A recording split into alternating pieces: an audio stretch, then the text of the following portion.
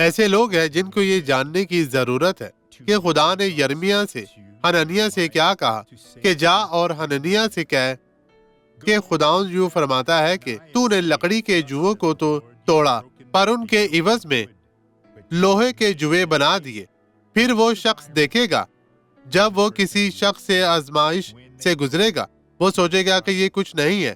خدا آپ کو تکلیف نہیں دینا چاہتا، لیکن صرف آپ کو خبردار کرتا ہے ایک بڑی آزمائش آئے گی اور آپ اس میں پھنسیں گے۔ اس لیے یسوع کے پاس واپس آئیں اور اپنی برکت پائیں، اپنے گناہوں کا اقرار کریں۔